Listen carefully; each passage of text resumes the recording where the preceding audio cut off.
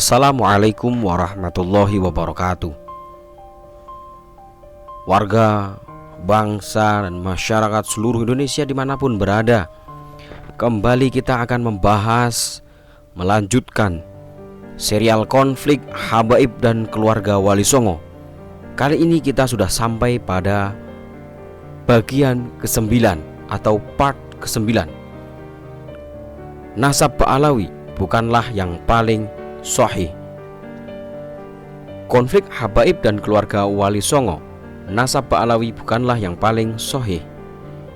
Perdebatan mengenai nasab Sayyid Ubaidillah bin Ahmad al-Muhajir masih menjadi diskusi hangat di kalangan umat Islam di Indonesia.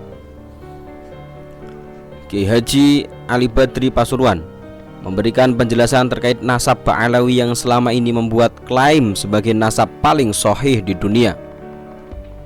Karenanya, Kiai Haji Ali Badri justru menyebut klaim itu bisa menjadi bumerang bagi keluarga Ba'alawi sendiri, sebagaimana yang terjadi saat ini. Selengkapnya simak penjelasan Kiai Haji Ali Badri Pasuruan berikut ini.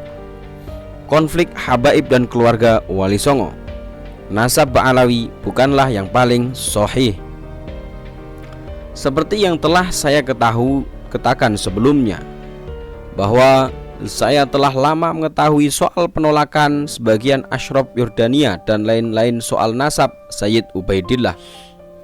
Maka sejak awal saya hanya melihat bahwa ini adalah bukti bahwa nasab Ba'alawi bukanlah yang paling sahih seperti yang mereka klaim selama ini. Berikut tulisan saya dalam buku berjudul Sebuah Mimpi untuk Dzurriyyat Wali Songo yang diterbitkan pada tahun 2011. Kini, Naqobat Ahlil Bait di berbagai negara telah menjadi perhimpunan keluarga yang mandiri dan lebih banyak bergerak dalam bidang koordinasi antar keluarga. Di tiap negara yang terdapat Ahlul Bait, maka di situ dibentuk perkumpulan untuk menjalin silaturahim. Seiring dengan waktu, perkumpulan Ahlul Bait kemudian banyak yang menyempit menjadi hanya mencakup keturunan Al-Hasan dan Al-Husain atau Hasaniyin dan Husainiyin. Bahkan dari Hasaniyin dan Husainiyin ini pun ada juga yang membuat perkumpulan sendiri berdasarkan marga.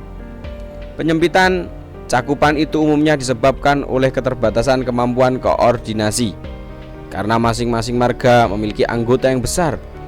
Untuk memudahkan koordinasi, maka dibuatlah perhimpunan kecil. Ini adalah suatu hal yang wajar.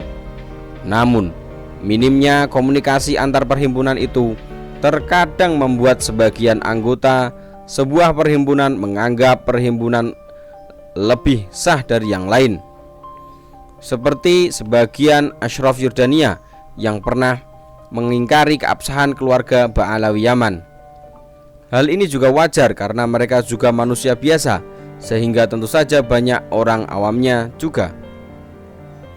Robitoh Alawiyah sendiri hanyalah sebuah perhimpunan keluarga kecil dari Ahlul Bait, yaitu keluarga Ba'alawi.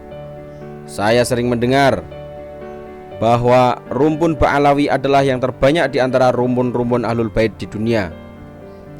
Menurut saya itu tidak benar. Mereka melihat banyak hanya karena semua Ba'alawi memperkenalkan diri ke publik sebagai Ahlul Bait, sementara kebanyakan Ahlul Bait yang lain menyembunyikan nasab di depan publik. Di Arab banyak marga Ahlul Bait yang tidak dikenal oleh publik, hanya dikenal oleh internal keluarga saja. Namun semua Ahlul Bait di dunia mengikuti tradisi Ba'alawi dengan mengaku Ahlul Bait pada setiap orang yang ditemui. Niscaya jumlah Ba'alawi akan terlihat sedikit sekali. Di keluarga Syekh Jumadil Kubro sendiri banyak sekali ulama besar yang tidak dikenal sebagai Ahlul Bait, bahkan tidak dikenal sebagai orang Arab. Misalnya ulama Mekah asal Banten yang bernama Syekh Muhammad Nawawi Al-Bantani. Beliau bernasab pada Sultan Maulana Hasanuddin Banten. Demikian juga ulama Makkah asal Fattani, Thailand yang bernama Syekh Ahmad bin Muhammad Zain Al-Fattani, pengarang kitab Nahwu Tashil Nailil Amani. nasab beliau bersambung pada paman Sunan Gunung Jati yang bernama Wan Muhammad Shahih Al-Laqihi bin Ali Nurul Alam bin Syekh Jumadil Kubro. Nenek beliau adalah keponakan Sunan Ampel, yaitu Wan Maryam binti Wan Husain bin Maulana Ibrahim As-Samarkandi bin Syekh Jumadil Kubro.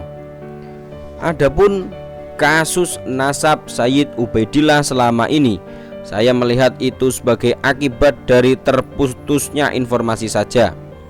Dalam banyak catatan, nasab memang sering ada nama yang hanya diketahui oleh keturunannya saja dan tidak diketahui oleh keturunan saudaranya. Hal itu bisa terjadi dengan berbagai sebab. Misalnya, nama itu adalah anak dari istri yang tidak tinggal di kampung halaman ayahnya. Maka, selama tidak ada tanda-tanda kebohongan dan sekedar untuk silaturahim, kita tidak boleh menuduh palsu terhadap sebuah nasab hanya karena tidak tercatat oleh keturunan yang masyhur. Untuk kasus seperti ini, kita gunakan kaidah yang menyatakan ada itu lebih diunggulkan daripada yang menyatakan tidak ada, karena yang menyatakan ada itu memiliki pengetahuan lebih. Artinya apa? Yang mengatakan tidak ada itu bisa jadi karena tidak tahu saja.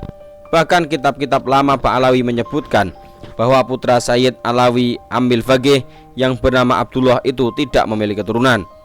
Namun kitab nasab yang terbaru menyebutkan bahwa Sayyid Abdullah memiliki keturunan berdasarkan catatan nasab raja-raja Sulu Filipina yang bernasab pada beliau.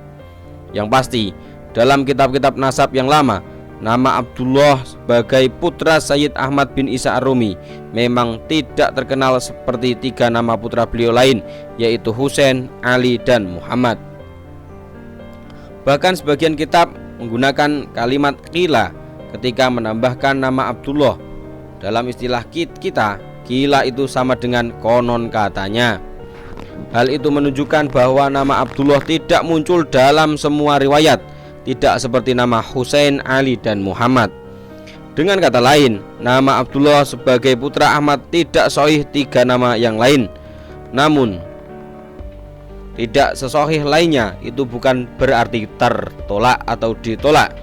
Terlepas dari pembahasan yang dianggap belum tuntas dalam diskusi Kiai Haji Imaduddin, sampai saat ini saya sebagaimana yang lain hanya husnudon saja. Keluarga Ba'alawi mengaku bahwa nasab itu mereka terima secara turun-temurun. Setidaknya nasab itu dikutip oleh Sayyid Ali bin Abu Bakar As-Sakran dalam kitab Al-Burqah Al-Musyiqah. Beliau adalah orang yang dikenal soleh, bahkan waliullah. Maka secara sosial pengakuan ini tentu saja bisa diterima.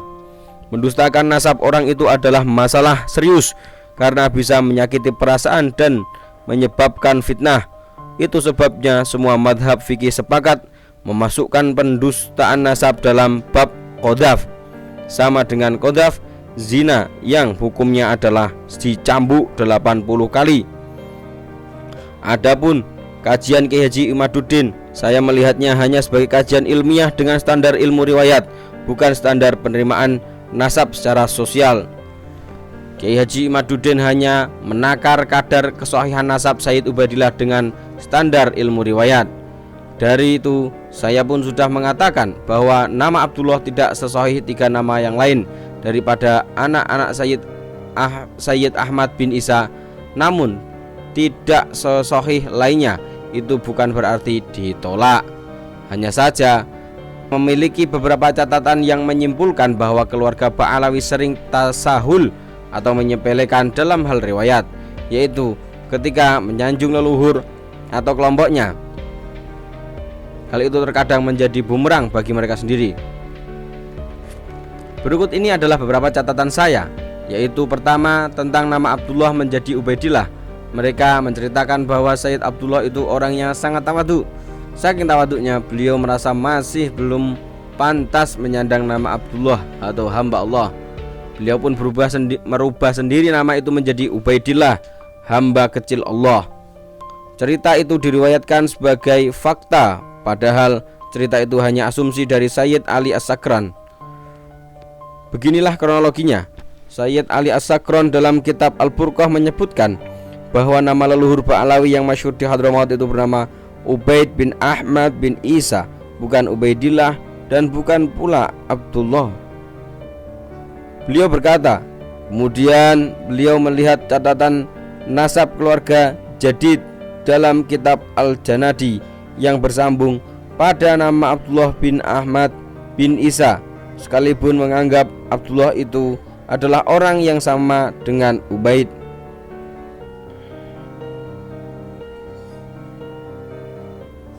Rupanya beliau sendiri baru tahu bahwa di tempat lain ada catatan nama Abdullah bin Ahmad dan beliau menganggap itu sebagai Ubaid bin Ahmad, sehingga beliau pun berkata, kemudian beliau mencoba mencari alasan kenapa nama Abdullah di Hadramaut berubah menjadi Ubaid. Beliau pun menduga-duga mungkin karena saking tawaduknya, maka Sayyid Abdullah pun merubah nama pemberian sang ayah itu menjadi Ubaid. As-Sakran menjelaskan dugaan itu dengan berkata, jadi jelas cerita penyebab perubahan nama itu adalah asumsi atau karangan berdasarkan dugaan Sayyid Ali As-Sakran, bukan fakta sejarah yang beliau dengar dari orang lain. Nah, menyajikan cerita asumsi sebagai cerita fakta itu jelas satu kesalahan serius dalam ilmu riwayat. Itu berarti merubah status dugaan menjadi status fakta. Perawi harus terus terang bahwa itu adalah dugaan Sayyid Ali As-Sakran.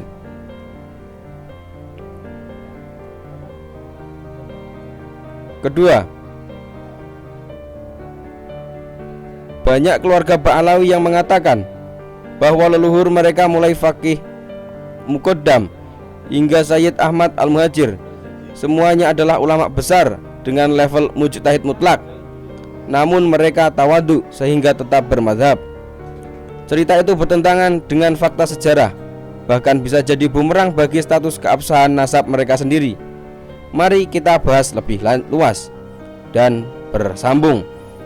Demikian penjelasan Kiai Haji Ali Badri Pasuruan yang dikutip dari catatan di Facebook pribadinya yang diunggah pada 16 Mei 2023. Demikian kita lanjutkan pembahasan mengenai konflik habaib dan keluarga Wali Songo di episode atau bagian 10 berikutnya. Tunggu bagian 10 konflik habaib dan keluarga Wali Songo. Demikian, semoga bermanfaat. Salam.